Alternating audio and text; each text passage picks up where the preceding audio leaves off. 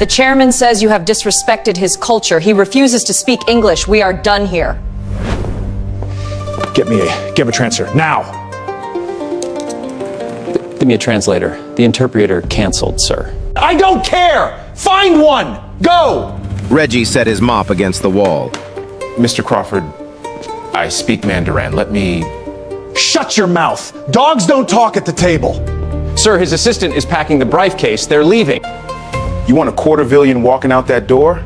Or you want me talking? Crawford looked at the briefcase clicking shut, then at Reggie.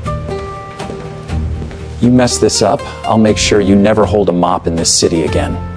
Reggie walked past every suit in that hallway and stopped in front of the most powerful man in the room. What came out of that janitor's mouth brought a billionaire to his feet. Reggie stopped 3 feet from the chairman. Every eye in that hallway locked onto him. The gray uniform, the cleaning solution still on his hands, the borrowed confidence holding him upright. He bowed his head slightly. Then he spoke. Fluent Mandarin, not broken, not rehearsed, fluent. He apologized on behalf of the company for the cultural offense. He acknowledged the chairman's position with the proper honorific, not the generic one a textbook would teach, but the specific form reserved for distinguished elders in business, the kind of detail only someone who truly understood the culture would know. The chairman's assistant froze mid-step. The briefcase stopped closing. The chairman turned around slowly. He looked at Reggie, not at the uniform, not at the mop bucket behind him. He looked at his face. Then he responded, fast, sharp, testing. He used a regional phrase, something from southern China, not standard Mandarin, a phrase a classroom would never teach. He was checking if this man was real. Reggie caught it. He responded with the correct counterphrase. Then he smiled, just barely, and added a polite joke about Chicago weather being unkind to travelers. The chairman stared at him for 3 full seconds. Then he laughed. A real laugh. The first warm sound in that hallway all morning. Crawford watched from 10 feet away. His mouth hung open. Simmons had stopped breathing. Nobody moved. Nobody spoke. A janitor in gray coveralls was having a fluent conversation with a man worth $6 billion. And it sounded like they'd known each other for years. The chairman said something short to his assistant. The assistant reopened the briefcase, sat back down. The deal was still alive, but here's what everyone wanted to know, and no one dared ask out loud. Where did a janitor from the south side of Chicago learn to speak Mandarin like that? The answer to that question starts with a woman named Mrs. Flowers, a bowl of rice porridge, and a pocket-sized book held together by a rubber band. The chairman didn't sit back down right away. He stood there, studying Reggie like a man examining something he hadn't expected to find. Then he spoke again, longer this time, a full paragraph of rapid Mandarin, layered with business terminology, cultural references, and a proverb about trust being earned at the door, not the desk. Reggie listened. He didn't interrupt. He didn't nod too early. He waited until the chairman finished. Then he responded, matching the formality, matching the rhythm, adding his own proverb in return. Something about bridges built from both sides lasting the longest. The chairman's eyebrows lifted. Not surprise anymore. Respect. His assistant leaned over and whispered something. The chairman waved her off. He didn't need an assistant for this conversation. He had Reggie. Crawford stepped forward. What is he saying? Reggie turned calmly. He's saying the original interpreter wouldn't have understood him anyway. His dialect is regional, Southern Chinese. Most standard translators can't keep up. And you can? I just did, sir. Crawford's jaw tightened. He didn't say thank you. He said, then get in the conference room, now. The group moved toward the atrium on the 33rd floor.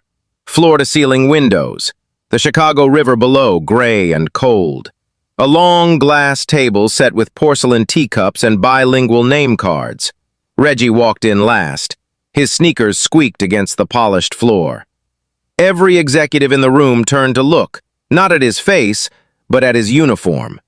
He didn't belong here. Everyone knew it, including him. But the chairman pulled out the chair next to his own. He gestured to Reggie, sat him down, right there, at the head of the table. Crawford's eye twitched. Simmons gripped his pen so hard it almost snapped. The chairman began speaking to Reggie directly, not through him, to him, asking about Chicago, about the building, about how long he'd worked here. Casual, warm, like two old friends catching up over tea. And Reggie answered every question without hesitation. His tones were clean, his vocabulary was sharp.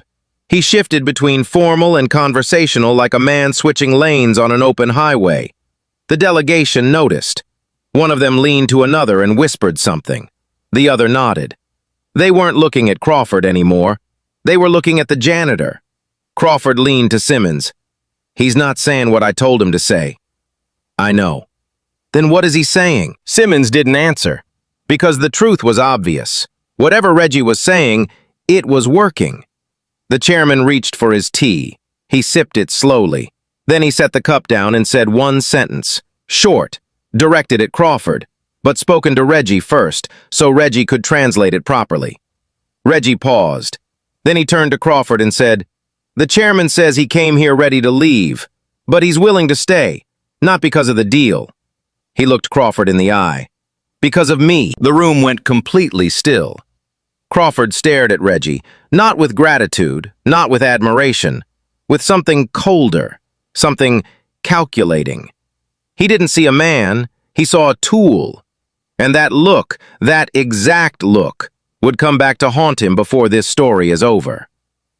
Reginald Brooks grew up in Englewood, south side of Chicago, the kind of neighborhood where ambulance sirens were background noise and the corner store had bulletproof glass at the register. His mother worked double shifts at a hospital laundry. His father left when he was 6. No note, no phone call, just an empty closet and a silence that never really went away. Reggie was 10 the first time he carried groceries for the old woman next door. The kids on the block called her Mrs. Flowers. She was Chinese, lived alone, barely spoke English. Most people in the building avoided her. Reggie didn't. He started showing up at her door every Saturday. She'd hand him bags from the market, bok choy, rice, dried mushrooms that smelled like earth and smoke. He'd carry them to her kitchen. She'd make him sit down. That kitchen was the first quiet place Reggie ever knew. She taught him Mandarin at that table. No textbooks, no apps, just handwritten flashcards, a bowl of rice porridge, and more patience than any teacher he'd ever had. She'd correct his tones and tap the table with her finger. No, fourth tone, down, like you're angry at the word. He'd try again. She'd shake her head. He'd try again. She'd smile. Week after week, year after year. When Reggie turned 12, Mrs. Flowers gave him a small pocket-sized book, a Mandarin phrase book, worn cover, dog-eared pages, held together with a rubber band. Inside the front cover, she had written one line in careful English. "The tongue is a bridge, not a wall." He didn't fully understand it then, but he kept that book in his back pocket every single day. Through middle school, through the years his friends dropped out one by one, through the nights his mother came home too tired to speak. Mrs. Flowers passed away when Reggie was 16, quietly, in her sleep. The apartment sat empty for 2 months before someone else moved in. But Reggie never stopped. He studied on his own.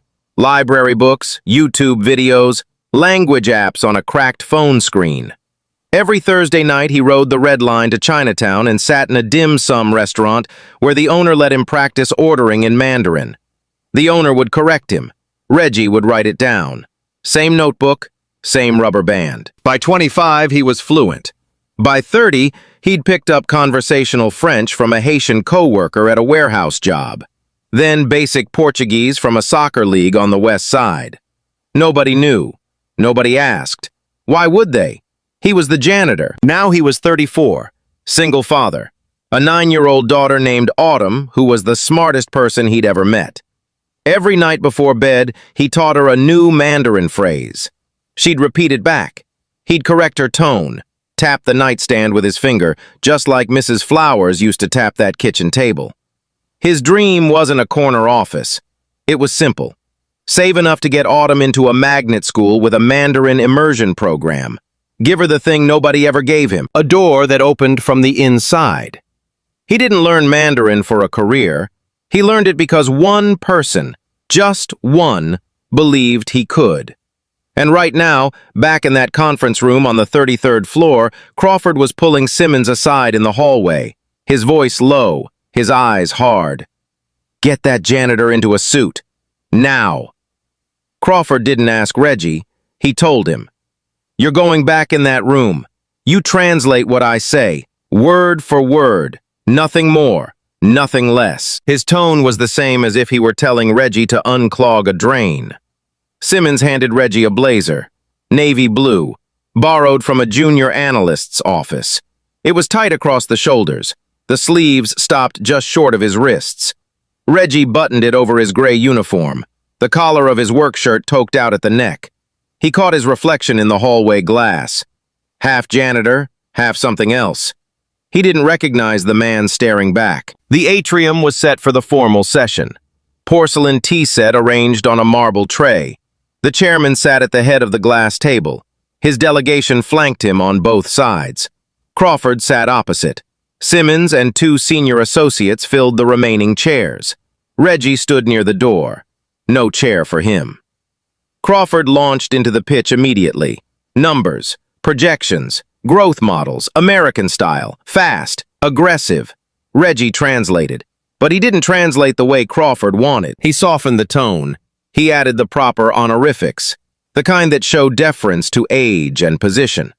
He adjusted the phrasing so it landed the way a Chinese business partner would expect. Not weaker, not different, just respectful. The chairman uncrossed his arms. He leaned forward. He picked up his pen for the first time all morning. But before any of that, before the pitch, before the numbers, there was the tea. Crawford wanted to skip it. "We don't have time for a tea party," he muttered to Simmons. Reggie stepped forward, quiet.